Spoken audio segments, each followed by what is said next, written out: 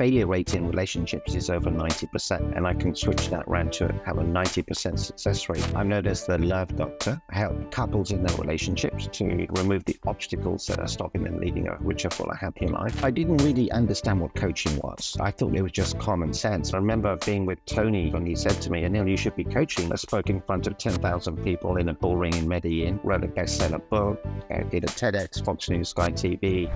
No hustle, worship here, we're a different breed. Action is what we got if action is what you need. Content capitalists, we're breaking the mold. Cause the old ways fading, new stories to be told. So content capitalists, get to the prize. This is the Content Capitalist Podcast, and my name is Ken Okazaki. There are as many ways to make money with content as there are people doing it. So listen in as my clients, past, present, and future, unpack how they crack the code to making $1 million a year or more while capitalizing on their content. Let's get started. Hey guys, welcome to another episode of the Content Capitalist Podcast, where I have conversations where we talk all about how content is helping people in their real life businesses. And I love to have conversations with people who I've actually met and hung out with in environments where I know really only high quality people hang out. And that is my friend Anil Gupta. Now, Anil, I think we met originally over 10 years ago. I was 2009, 2010, 2011, hanging out with Tony Robbins and the Platinum Partner Group. And I know that we've made contact there. Maybe it was even before, I'm not sure. But what I do remember is that wherever you went, you were the authority when it comes to what you do, which we're going to unpack in just a little bit. So I'm really honored that you chose to come on this show with me and to share of your knowledge and what you're doing with the world. Well, at least my audience, that part of the world. So could you start us off by giving like a bird's eye view? Who do you help? What kind of transformation do you facilitate or help with? And how do you do it? Yeah, so thank you, Ken, for inviting me. I've noticed the Love Doctor. I help singles find their compatible partner without going through the pain and falsehood of dating. So I have a process, it's called the Perfect Partner Program, and it takes away the guesswork. The failure rate in relationships is over 90%, and I can switch that around to have a 90% success rate, which will avoid all the pain and suffering that people go through in the dating process. I help couples in their relationships to remove the obstacles that are stopping them leading a richer, fuller, happier life. And more recently, Ken, I'm seeing a lot more disenchantment in families, especially with the parents and the kids. The kids are being more enabled and entitled recently, and I'm seeing a lot of that nowadays. So they're the three areas I help people in their relationships. Amazing. Thank you so much for giving us that view. And what's so important to me with what you just shared there is how the everything you said there is just about helping people improve their relationships with each other. And it had nothing to do with selling more things, scaling your business, going international, using technology. Because I think that nowadays there's so much inundation on, the advent of AI and international business and remote work.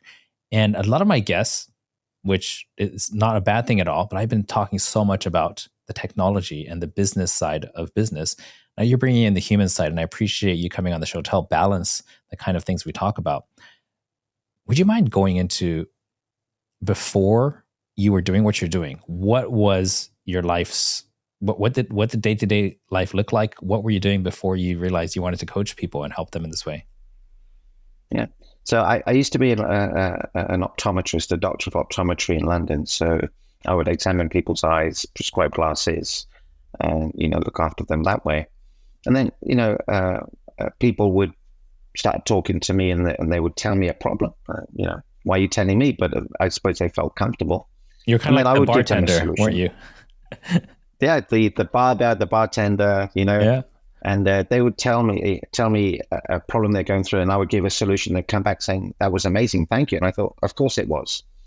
But, I didn't really understand what coaching was, but I thought it was just common sense, but it wasn't a common sense to them. What to me was an easy solution, I realized later it's a gift. It's my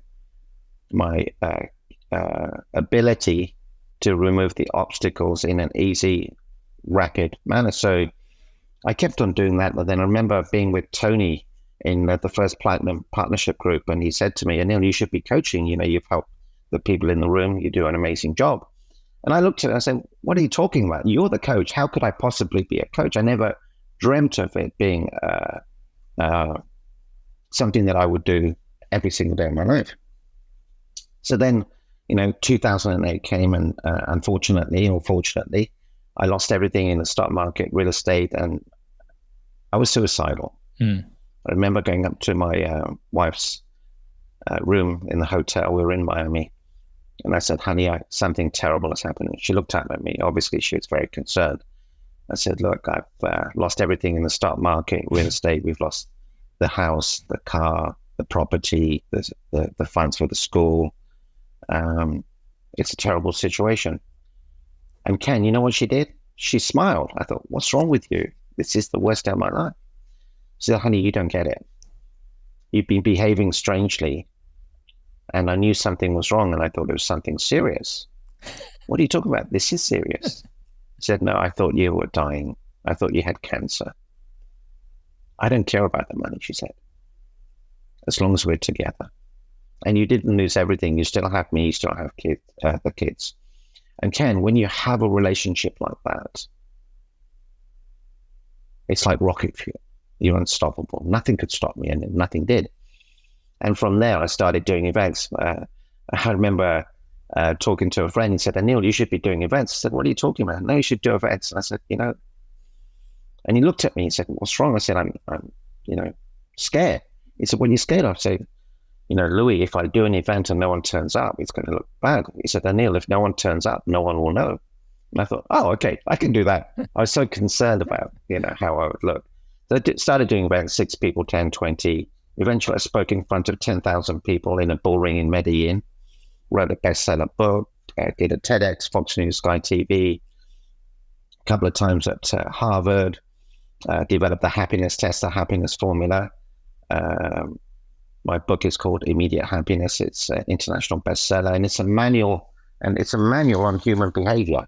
We were never given a manual, and this teaches us why we get upset, why we do what we do, and we can immediately apply it. So I got the pleasure of coaching people like Mike Tyson. Richard Branson has been to one of my events on his island, in Necker Island. The Dalai Lama has invited me to meet him, as well as other heads of governments I've met all over the world. And really, one thing, and I urge everybody to do this, one thing, or a few things, allowed me to do that. And one was this one sentence: "Be so amazing that you cannot be ignored. And if you're ignored, it doesn't matter, because how you show up will be this magnificent soul. Be so amazing today." The other thing was, I started to give. When you give authentically, all the pain and suffering disappears. And 4 things happen when you give. So if I give you a gift, Ken, and I feel good, you feel good as a recipient, then if someone's watching me give you the gift or an act of kindness, they get to benefit too. And then, Ken, when I share my act of kindness with someone else, they get to get the benefit, and the person listening in gets a benefit. And again, so it goes on forever. It's huge. The secret to living a fulfilled life is to give authentically. The second, and I developed the happiness formula, the second G is to be grateful for what you have. I was focusing on what I'd lost, but my wife showed me what I had left. I mean, if you look at your hands, Ken. Yep. If you look at your hands, when was the last time you thanked them? Your skin, your eyes, your teeth, your heart. These are priceless. And the third G is you have to grow emotionally, physically, spiritually, mentally, and financially. So if you do those 3 Gs, your life will dramatically change for the better, because it's a proven formula. And what's really powerful to me is when you mentioned Tony telling you should be a coach, and you felt unqualified and didn't even know where to take that advice at first, right? And what's interesting is how many people can give us advice in life. It could be your wife, your colleague, your kids, anybody. but who it comes from is what's going to be the biggest differentiator between how much weight you're going to put on putting action behind that. And I'd bet if Tony put his hand on my shoulder and said, Ken, you should be a rock climber, I'd probably go learn rock climbing with zero experience just because it's him, right? And a similar thing happened to me when I had this invention, and someone who was at the time one of my clients in the capacity of helping him build his home studio, he said, Ken, you should take this invention and share it with the world. And that became something that very recently, it's called GoBox Studio. I launched a new business, got patents, made close to $1 million off of that, and we're still in the just barely beginning stages. But before that, 100 people had told me you should make a business out of this, and I was like, nah, I don't know. And then until somebody of authority told me, it changed everything. So and I think that with the authority you have, the way you share things on social media is going to hit people differently than someone's nagging wife or colleague or mother or father, because it's you. And that's the authority and the responsibility we have as people on social media who have any kind of following at all. Yeah. And, there's an interesting chapter in the book. It's called filters. So what happens is if you're a kid and your mum speaks, you have a filter for your mum. Yep. If your dad speaks, you have a filter for your dad. But if someone, you honor or respect speaks, it's a different filter. Mm-hmm. So we all have filters. I have a filter for my wife. I have a filter for my son, for my daughter. So we all have filters. And the secret is awareness. Be aware that you have these filters. And awareness will give you clarity. Clarity gives you focus. Focus gives you action. Action gives you results, which gives you momentum, which gives you everything. And, what you're saying is really great, Ken. Be careful who you hang out with. Yeah. It makes all the difference. Absolutely. Absolutely. And which is why people like you and me invest. I can't even count anymore, but so much money in being in the right communities and traveling around the world just to get in the presence of people who you want a little bit of that energy to rub off on you, and you want to give your energy back into that group. It's priceless when you find a community like that. I'd like to know, Anil, when did you first start publishing videos and content of yourself on social media or anywhere online, and why did you do it? Oh, wow. I'm not sure. Maybe 2010, 2011, something like that. I think honestly, I can't remember. But content is very easy for me. So I can speak, for days. Mm-hmm. I've run seminars for 2-3 days and I can speak and speak and speak. But it's really about helping other people. It's about servicing other people, because, if you're suffering in a relationship, you don't need to. Are you in the right relationship? Are you in the wrong relationship? Mm-hmm. What do you need to do? How do you say something in a beautiful way without upsetting them? So, I'm a big believer in giving people tools, because if you have the right tools for the right job, you can get the right result. Mm-hmm. And it's so powerful to be able to share these tools with people, because they haven't ever been taught them. They try and pick things up along the way, but you can't do that. There's too much at stake. Yeah. And why don't we go back to, this is the part that's kind of vague in my mind. How did you start developing these tools to help other people? Was it intuitive? Did you go and study from somebody who kind of imparted this wisdom to you? Walk us through that. It's really a gift. It's honestly, I'll say I'm a genius at what I do. Mm-hmm. So I just stood up. I remember standing up. There was maybe 6 people in the room, and I was scared. I was so petrified. So I invited a friend of mine to do the event with me. He had all the structure to do the event. I was the one doing the interventions and the coaching, mm-hmm. and he was supporting me, and it was a great match. Then my wife said to me, honey, they want more of you. You should do these events by yourself. I said, no, I can't. There's no way. No. I got to have someone. but she insisted, and she was right. Mm. She was the one who insisted that we came from London to a beautiful town called Celebration, built by Disney in Orlando. So, if she hadn't been so insistent and unstoppable, everything would have been different. Mm. And from there, you just it's an intuitive process for you when you coach someone to find these answers and these solutions. Is that right? It is. I don't have a formal structure, Mm-hmm. because every individual is different. If I was coaching you, I would find out what the problem is and remove the problem. I don't need to go back 20, 30, 40 years and stay there. I want to find out where you are and where you want to get to. Mm-hmm. Let's get there as quick as possible. And the unfortunate thing about the work I do is that you get very fast results. So then you say, bye-bye, thank you very much, I don't need you anymore. So, it's a catch-22. But, I have to deliver in the fastest possible way. And, people love it. They can embrace it. And the beautiful thing is they can pass it on to their friends and relatives. So, I'd say, look, pass it on. I want the world to know these techniques. Yeah, that makes sense. And right now, typically when you work with clients, what's that kind of relationship? I know you do seminars, right? Do you also have one-on-one clients? Are there different levels of service that you provide with your current model?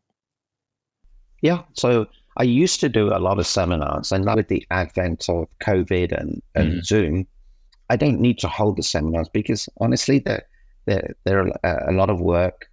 They're not cheap because you've got to hire a hotel and all the expenses around that. So at the moment, I'm doing one-to-one coaching. Mm-hmm. So either we speak on a weekly basis, or I have another program which one gentleman is really enjoying. He can speak to me every day. Mm. So if something comes up, he has a problem, he calls me and say, hey, this has happened. Can you help me out here? That way you get the results really quickly. Mm-hmm. And I'm going to be starting some group coaching in the next few months for women trying to find their perfect partners and for men trying to find their perfect partners. So it'd be two separate groups. Mm. And what do you think is the biggest problem that, well, I wouldn't say the biggest, the most common problem that people ask you for help with? What's that coming up these days? So it's really, and this is very interesting. A lot of singles are complaining that they can't find the right partner in New York or LA, and there's 10 million people there plus.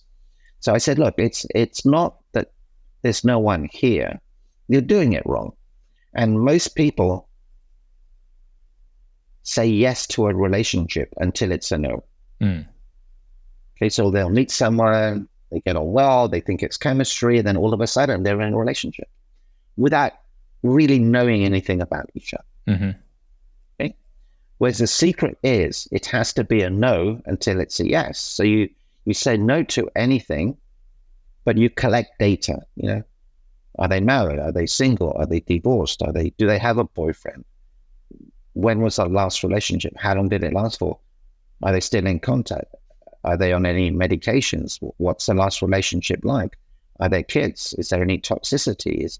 Are there any problems? How do you get on with your parents? How do you get on with your siblings? So you need to know, and there are 3 criteria, Ken. 1 is your partner has to have integrity. 2, they must be loving, not just to you, but to everybody. And the 3rd one is they have to be healthy, emotionally, physically, spiritually, mentally, and financially.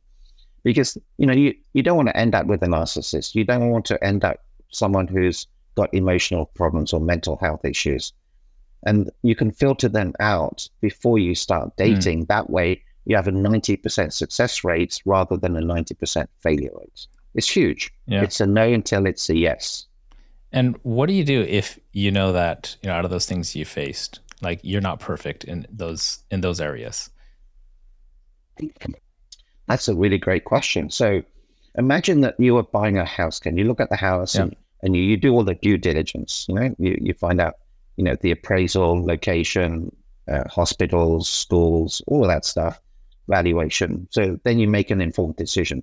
But if you're selling your house, if you're selling yourself, you have to ask yourself, am I integrous? Am I loving? Am I healthy? And if you're not, they're the areas you need to work on Hmm. to bring yourself and So give become yourself the curvature, person so who to you'd speak. want to date, in other words.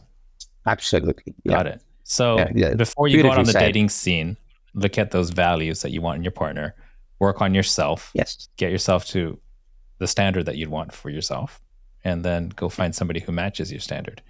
That's a really good way of Yeah. approaching it. In fact, the producer of the show, Yeah. her name is Sandy.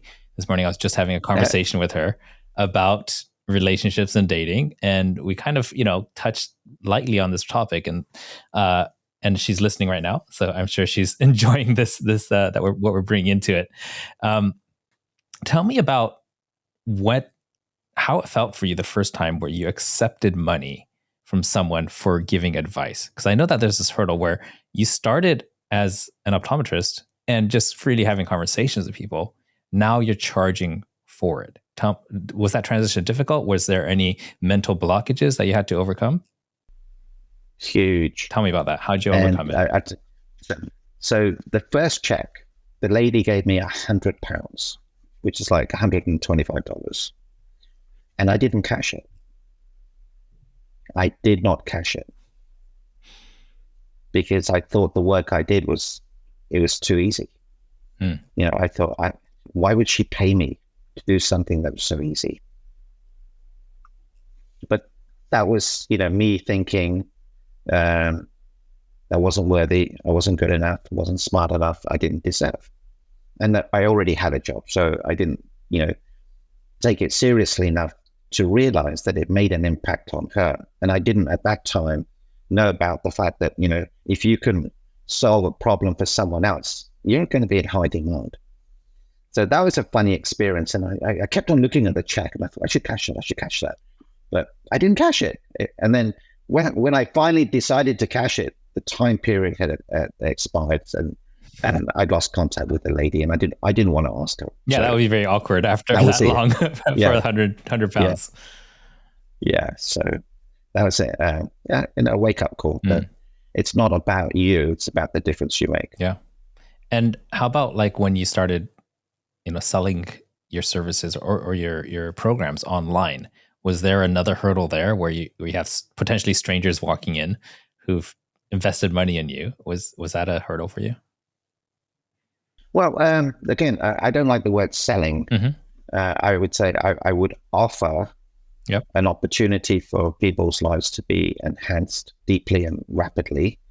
And most of my work really is around referrals, meeting people, podcasts like this, masterminds and stages, not so much online. And that's something I'm working on. So, it would be a great benefit to reach more people. And with the online courses I'm developing, I know I'll reach more people online. Yeah, absolutely. Now, I think that a lot of people who start putting themselves out there, whether it's through online social media, through actually accepting money for helping people, much like you do, there's these different hurdles, right? I think the first one is like, I can't believe I'm getting paid for this. And then there's a bit of imposter syndrome, right? Then I see a lot of people have this second wall where it's accepting money from people who you don't even really know. And somehow they know so much about you that they're willing to pay this money. And I think there's a third one. And I think because of what I know about you, I think you've gotten to this third level where you're actually in close confidence in working with people who are household names. Could you tell us about the first time that happened and where you became associated with these people who are household names, whether in the US or internationally? How did that come about? And what was the process like internally around that for handling those kind of situations? Yeah. So, I have helped some very well-known people, but I don't mention. And then Jenny, the name I've mentioned is Mike Tyson, who gave me a beautiful testimonial. And I've met many very well-known people on Necker Island, on Richard Branson's Island, as well as being invited to events. And that's where you tend to meet people at events, quality events. Who you spend time with is who you become. So then once you start meeting people, they send you referrals. And I remember I was so scared talking to Mike because, you know, he's got a presence, so to speak. And I was so scared that, you know, he's going to get upset with me, he's going to punch me in the mouth. And, you know, he's so eloquent. And I remember him saying once, you know, everyone's got a plan until you get smashed in the face, until you get, punched in the face. And that's so true. And really, there's no difference if you're a billionaire and if you're working in a barista as in a coffee shop. There's no difference between you. It's just a few noughts. But you know, we all have the same problems. You know, I'm not good enough. I'm not smart enough. There's something wrong with me. I'm not lovable. I don't belong. You know, all of that stuff. So it really doesn't matter whether you're well known or not. Everyone has the same issues, but one will be bigger than the other, and we have to find out what that is and get rid of that. So sometimes having money can be a problem because you feel that you should be happier than you really are. I remember a time traveling to India, and across the street at 4 a.m. there was a man sleeping in the street, and he started pumping the pump to get water out after he woke up, and he put it on his face, and he had a big smile on his face. And Ken, I was annoyed. And I thought, why am I annoyed? And I realized I'm annoyed because he was happier than me. Oh, I thought, why is he happier than me? Because he had no expectations. He just welcomed the world on that day. And for me, I had to catch this cab to the airport, get on the plane, and do all this stuff. And I'm sort of thinking, what a busy day I have. But it didn't bother him. So that was an epiphany. It doesn't matter how much you've got. And you know, I'm a billionaire because I've stopped using the US dollar as my currency. I use the currency of love, making a difference, camaraderie, giving, and just being extra loving, being so amazing. That's my currency. And all of us are billionaires. We just don't know it. It's recognizing what you've got, appreciating it, counting it with a different metric. That's so beautiful. And me, myself, having also lived in India for about a year, now that you bring that up, I think I was annoyed at times seeing people so happy with close to nothing, and then, you know, glancing over and then getting back to nose to the grindstone to what I was doing, and not even considering an alternative. You know, a statistic comes to mind right now, and I want to ask you how true this is based on your experience you've had. And the statistic is this, that the majority of failed relationships, or at least marriages, result either directly or indirectly from money problems. What do you think about that? You see, it's not the money problems. It's the reaction to the money problems. And again, we have to make sure integrity, loving and healthy. You know, am I going to be loving to my partner because he has money or because he has less money? You know, what's the choice? What am I standing up for? But money does play a part. I don't know the percentage, but it plays a big part. Would you say money is a major trigger for these emotions, though, for people who do get triggered? Yeah. And it's hard to stop that trigger because there's a lot of fear there. And when you have fear, your vibrational energy is a different vibrational energy. So you cannot be as loving, you cannot be in love as much when you have that. And then your capacity to love and be loved decreases. Then you have more triggers, more sore points, and other things start to go wrong. Everything is related around money, you know, no vacations, clothing, traveling, eating, going out, and it tends to stack, you know? So, but adversity is your friend. If you are going through a tough time, there may be an opportunity for you to come out better than you've ever come out just by changing your focus and taking action. You know, Colonel Sanders started at the age of 63 to start KFC. Age is not the problem. Money is not the problem. It's you. you're the common denominator in everything that you do. Not you, Ken, but I'm just saying me for all of my problems. Absolutely. And for me, that's the most important thing. Like I lead a company with a lot of employees, and I consult other businesses on structuring their teams to run remotely.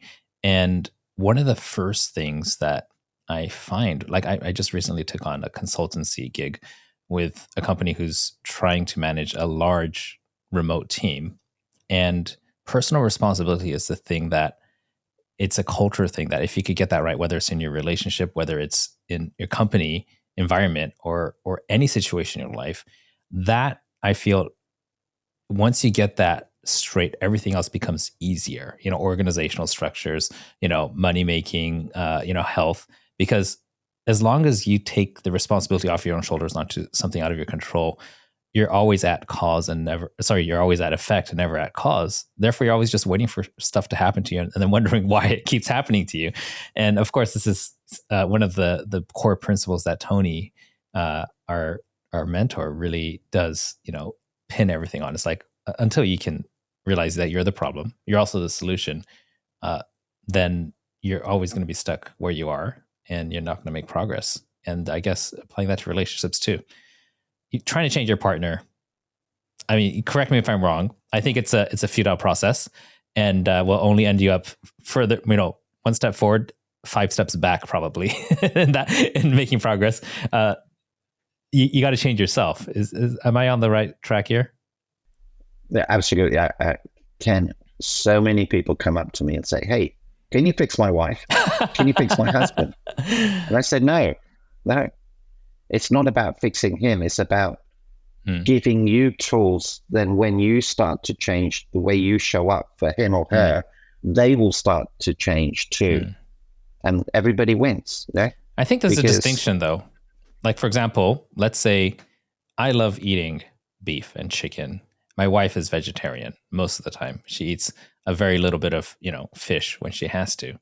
Now, in order to make her happier, I know she'd be happier if I ate more like her, but it's just not my nature. So I think there's a difference between changing yourself to not be true to yourself or improving who you already are. Could you kind of separate those things? Like, I'm not going to do things that don't feel right being me versus becoming a better version of myself for her. Like, how do you distinguish those two things? Okay, so it's integrity. Mm-hmm. So, if you'd like to eat meat, go ahead and eat meat. Well, there's something that you can do for her which is aligned with you. It could be acknowledging her, giving her a hug and a kiss, telling her she looks beautiful, emptying the trash, doing the dishes, whatever it is. And here's a great question you can ask your wife, Ken. What can I do to make you feel more loved? What else can I do? What else can I do? What else can I do? Because women want to feel loved. Men want to feel respected. So if she said to you, Ken, if you did this, I would feel this. If you did this, I would feel this. And then if you did those things, Ken, she would be over the moon. And then, she would increase her capacity to love and be loved. Then everybody wins. She wins, you win, the children win, the relatives win, everybody wins. So don't do anything out of integrity. Mm-hmm. Don't do anything that you don't want to do that is like, I gotta do that. It cannot be a chore. It has to be a decision. And it could be the smallest of things, coming home 10 minutes earlier, being present to her, listening to her, not fixing her, just letting her speak. Whatever it is, if it's important to her, make it important to you. But inside of integrity, that's the thing. Don't do anything that you loathe to do just to please someone else. That's not a relationship. That is a transaction. Yeah, and I also feel that eventually it's going to lead to resentment. You might be able to put up a facade for a certain amount of time, but at some point you're going to resent pretending to be something you're not. And then that's going to lead to resenting the partner who you blame for you putting on the pretense that you're not comfortable with. And then it just goes downhill from there. I've got a couple quick questions. Oh, sorry, you're about to say something. Okay. I was going to say something. That's what happens when people date.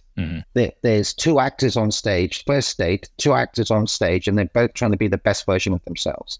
And the next date, and the next date. And then they get married. Then they think, oh, I don't have to do that anymore. And then the man says, you're not the man I married. And the woman says, the woman says, you're not the man I married. The man says, you're not the woman I married. The man I married did this. The woman I married did this. So that's what I call the dating facade. And, we can't go through that. That's the last thing you want to experience. So I filter those out before it gets to a problem. Thanks for clarifying that. 2 quick questions.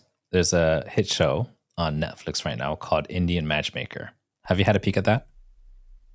No idea. I never knew that there was one. Okay, Indian Matchmaker. That would be very interesting. Yeah, what this woman does is she's a traditional matchmaking expert, and she helps singles find their partners. And it's very interesting, the logical approach she takes to everything. And it's a reality show.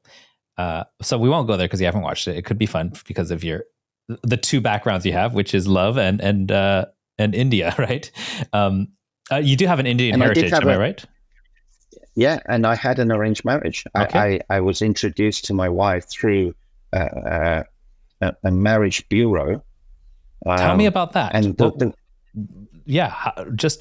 I'm so curious now. Okay, this is so cool. So, if say I lived in Orlando, and there's a prospective lady for my son, and she lived in, say, Tampa. So what we would do, we would ask all our relatives who lived in Tampa or nearabouts, or who knew this family, and we would collect data on the family, all the kids, the extended family. How do they show up in society? Are they respected? As much as we can. So we're collecting data. Then we would meet and then get to know them before you make a decision to get married. So that's collecting the data. And basically, that's what's happened for hundreds of years. Mm-hmm. People have introduced person A to person B, and then they'll find out in that area if they know anybody. Then they start a relationship. So introductions are really very powerful. Mm-hmm. But nowadays, with the online introductions, it's not as real, and people's intentions aren't as pure. So it can cause a lot of problems. Do you think there's room for some version of that in modern Western society, arranged marriages like you described? Absolutely. Tell me about how you could see it potentially playing out. So for example, person A is looking for a female partner. So he tells all his friends, look, I'm looking for a female partner who is integrous, loving, and healthy. Okay, she doesn't have to be the most beautiful, but if she has those and she's fun to be with, I would love an introduction. But how often do we do that? We don't. But it's a numbers game. The more people you tell, look, I would love to have a partner like this. If you see anyone, would you be kind enough to make an introduction? Mm-hmm. I think it's great, and that encourages you to be more outgoing and meet more people, and it allows you just to be you because you're not hunting around. Something will come because it always does. How about like the actual role of a matchmaker as a professional? Do you think there's room for that in Western society? Yes, absolutely. Because nowadays, a lot of people are just too busy. Mm-hmm. They're working 12, 13 hours a day. They don't have time, or they don't have the energy. And, they can afford to hire someone to remove the pain that they know that they'll go through. Mm. So absolutely. But, the important thing about a matchmaker, they have to have integrity. Yeah. They can't just put 2 people together for the sake of, I've introduced you to 10 people. You can't do that. But it has to be filtered in a beautiful way so that everybody wins. Mm. Now, we're coming close to the end of our time on this podcast, not on Earth, hopefully. I said that with too much of a solemn tone that I had to clarify for our listeners. What I want to do is get some general advice from you for if people are struggling either in their marriage or in finding the right relationship. just short of meeting you, which I do recommend people do, and we're going to put links below the podcast here and below the YouTube video, what steps can people start with right away? Practical steps. Start with yourself. Let go of pain of the past, the pain and suffering of the past. Forgive yourself and forgive other people who've hurt you. That's the number one. 2, work on your integrity. Be more integrous. Be on time. Do what you say and say what you do. Increase your level of honesty. Live a very, very integrous life. Grow emotionally, physically, spiritually, mentally. And learn to be more loving. Do more loving things. Perform acts of kindness. Work on yourself. And let other people speak more and you listen more. Most people are speaking all the time, but what you'll find is if you speak less, you'll hear more. And you'll get a bigger impact in life because you're not speaking to answer someone. Sorry, you're not waiting for them to finish speaking and then saying your words. You're listening to what they're saying, then you can respond. So this will change your vibrational energy, how you show up, and it will attract someone of a similar vibrational energy, and it becomes effortless, and it becomes easier than you ever thought possible because you're constantly working on yourself. You're going to show up the best version of yourself, and then people are going to see that. And amazing. Nowadays, people will notice it very, very quickly. Thank you so much for sharing that.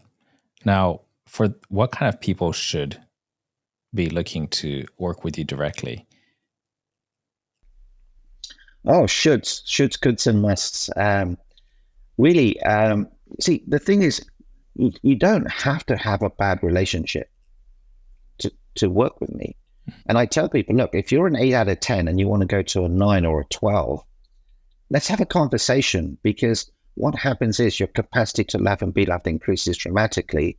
You get these extra tools.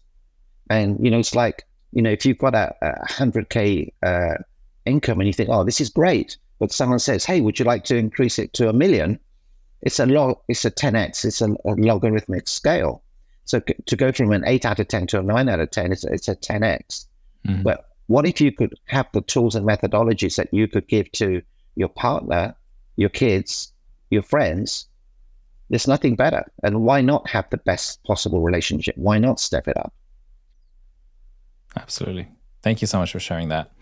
I'm almost in a trance right now as you're saying these things, because you've completely bypassed my analytical part of my brain, where I spend most of my time when I'm in business. And most of the time on these calls, I'm thinking about things like conversion rates and, SaaS software stacks and things like, structuring marketing content. And right now, you're accessing a completely different part of my brain, which is feeling. All I'm doing is feeling everything you're saying. And I hope that the listeners and the viewers are having the same experience, because I think that as entrepreneurs, we live too much in the analytical part of our brain, which is important to drive, our businesses. But we got to visit this side too. And I think this is going to be the most unique out of all the podcast interviews I've done. And I just want to give you my appreciation for sharing your gift with all of us listeners. And I encourage everybody who's listening to, please, if you're, number one, just listening to the audio, go to the YouTube channel, have a look at this guy's loving eyes, his loving face, and the heart he wears on his chest very boldly all the time. Like, I've never seen you without it. And do click the link below. Check out the resources he has online, which you will give to us. What can they expect with the link that you're going to give us below this podcast and below the YouTube channel? Why should they go there? So it's a link to book one-to-one time with me. So only, click that link if you're serious, if you really want to get some help, because you'll get the help and you'll be amazed. But it's really meant for serious people who really want to live the most beautiful life, because it's not just about relationship. It affects your health. It affects your impact.